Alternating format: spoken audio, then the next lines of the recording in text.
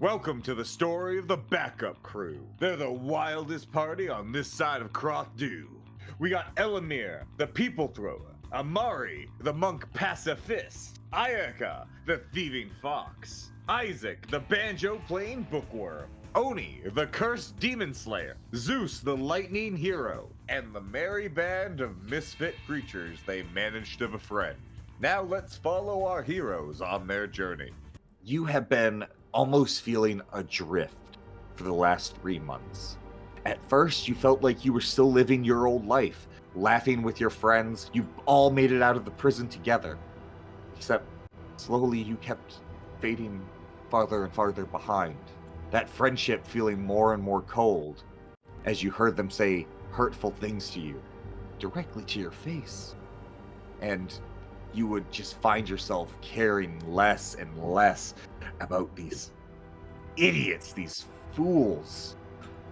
Who are they to judge you? You sacrificed everything for them, and you remember that realization is when it was over.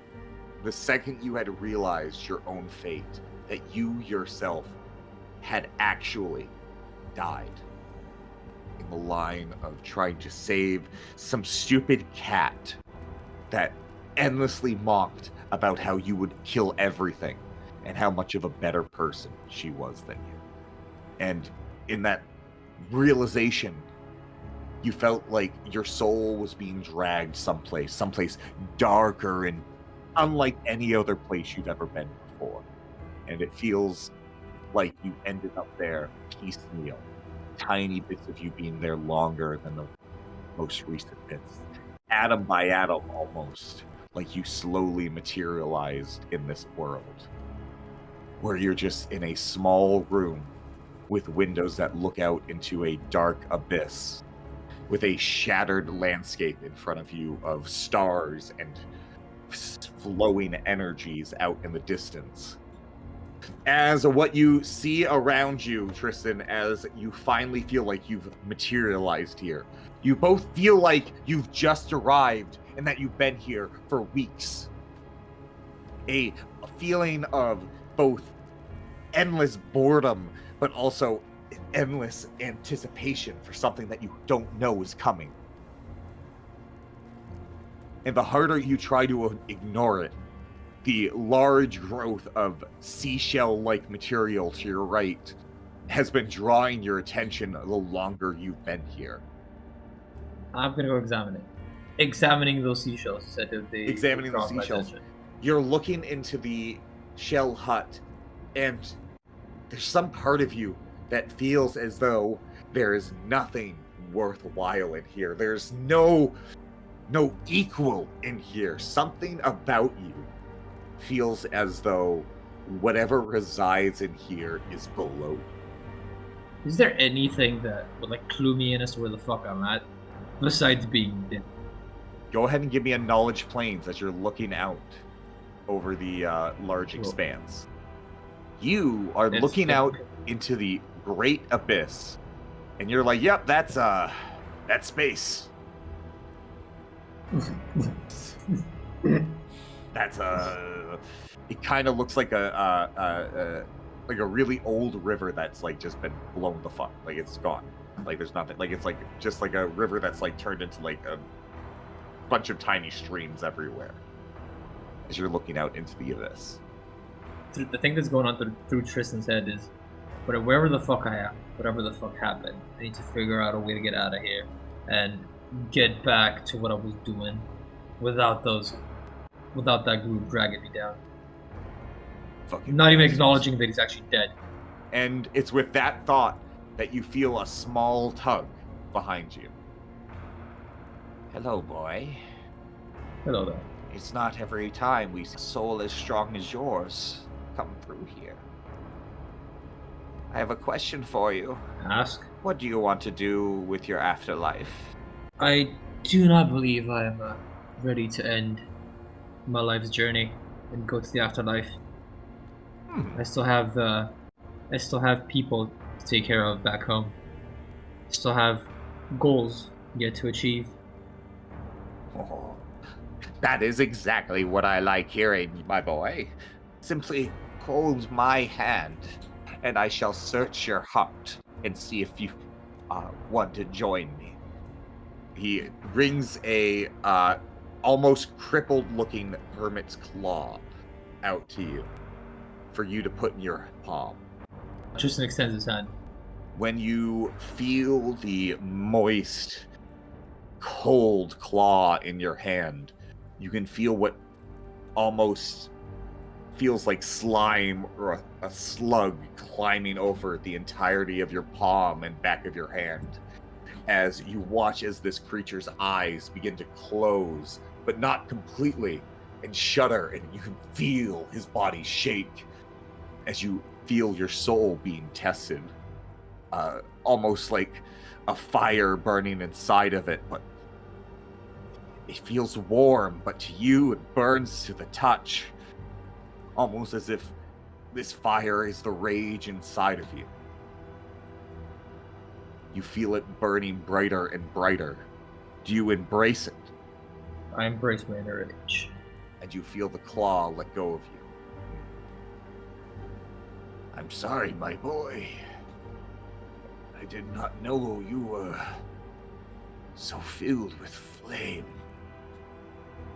I thought a noble gesture of your death signaled that a change of heart had taken place, but alas, there is something about you that has begun to fill me with fear.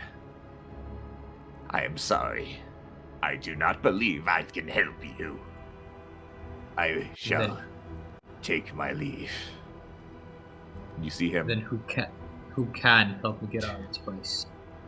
Or does he just walk away? You can see him stop with your question. Who can? Boy, the only thing that can help you now is to quell that rage. Whatever hand reaches out to you will not be a hand to hold you up. It will be a hand to seize you, to turn you into a weapon unlike anything any has ever seen. You deny that hand, boy. Give me a will save, Tristan. You feel like you want to grab your gun. You go to draw. You point and you fire. But there's nothing in your hands. The creature just looks at you with a level of fear and regret. My boy, do not kill what you do not understand. If you take anything away from me, take that, please. You can see a panic look on his face. Now, I'm sorry, I must go. Do not accept any deals. They are not for you. They are for them. You gain nothing, you lose it all. And you see him disappear into the shell. The words turn into a weapon echo in his mind. Because that's like his main goal. He would say something weaponry to deter you, and you're just like, excuse me? Yeah. I mean, his god is Hephaestus, the creator of Greek weaponry, so... Is there anything you want to do after he goes? He disappears relatively quickly into the thing there. Tristan's gonna walk around and try to see if there's anything else of note around. Okay, perfect. Anything else of note? There's walls everywhere, but to think that Tristan's just moving around, like walking around, I'm gonna even roll perception. Yep, go ahead and give me a perception check as you're going through here. What you notice with a 26 is that there's a fog hanging in the air, but the more you walk through it, you swear you can hear the laughter of children, a mother crying, a man screaming, almost as if as you're walking through this mist, you are walking through other souls beginning to form in this world. Anything actually physical, non-corporeal. Non-corporeal. Sorry, actually corporeal, not incorporeal. That's what I meant. You begin to try and look everywhere in the room, looking at every little detail, and you find yourself like consistently, like no matter what you do, you are avoiding looking in this spot. Like your eyes, every time you're about to look around the room, it's like that's the moment your eyes decide, all right, now let's look the other way. It's in this moment because you're almost in like this raw state that you're feeling as though you're beginning to see something that you've never been allowed to see. Give me a sense motive check. I actually have high sense motive, I think. Ooh, yeah, it's plus 10.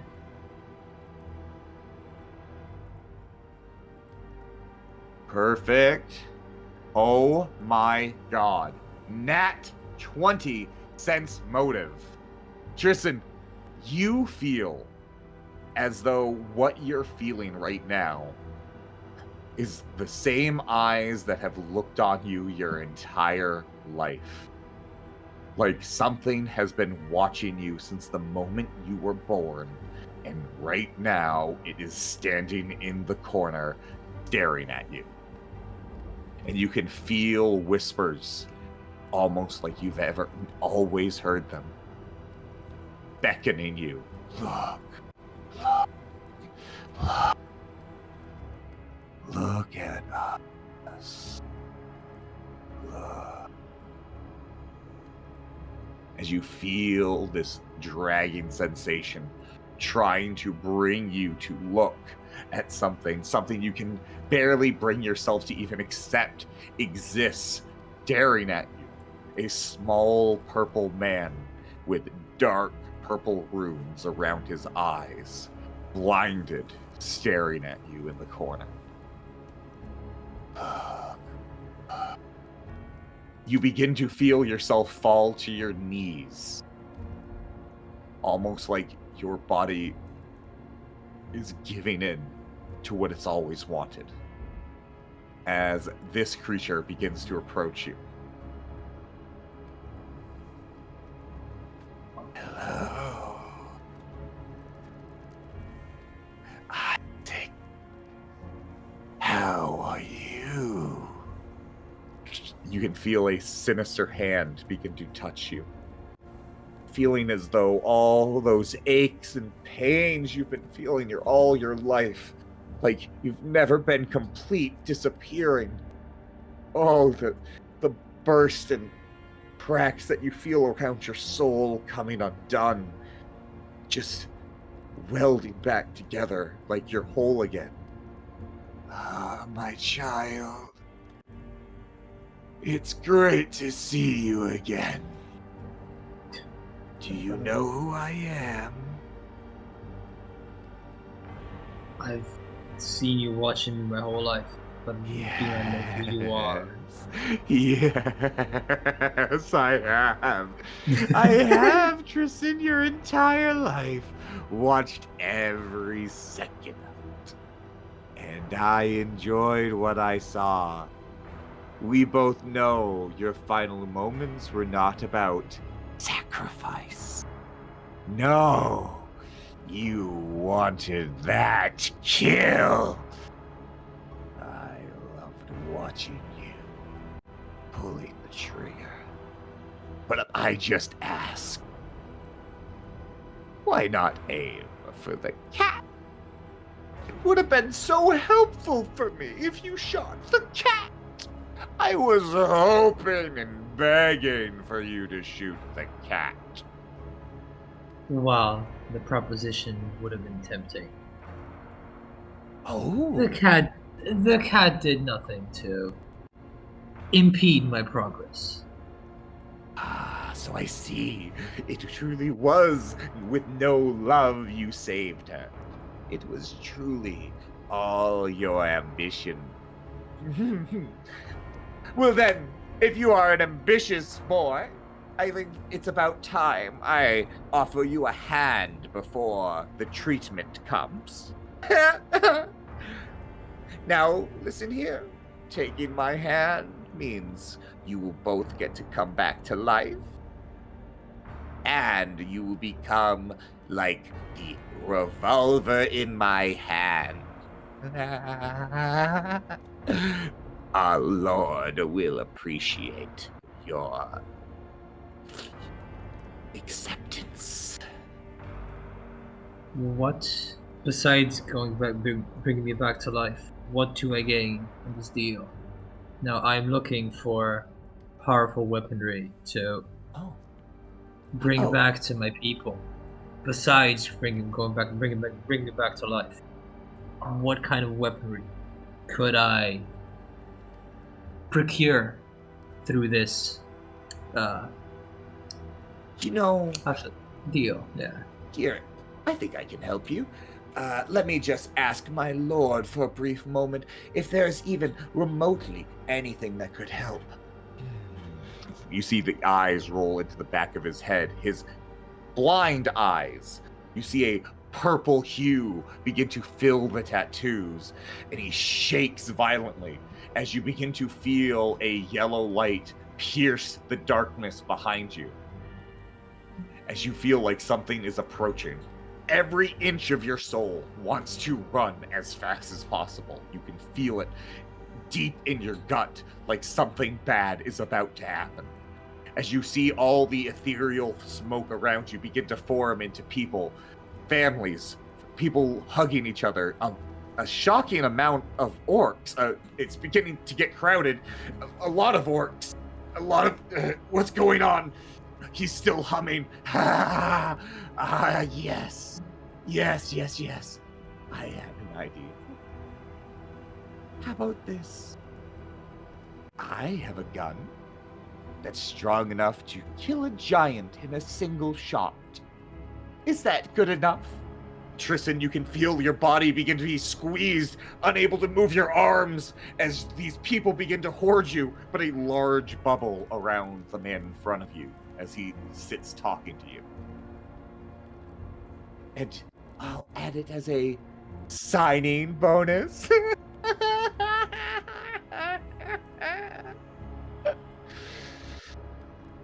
Come, take my hand. Throw in the plans to create more of them, and you got yourself one hell of a deal. I would never dare. And he takes your hand. Think of double crossing.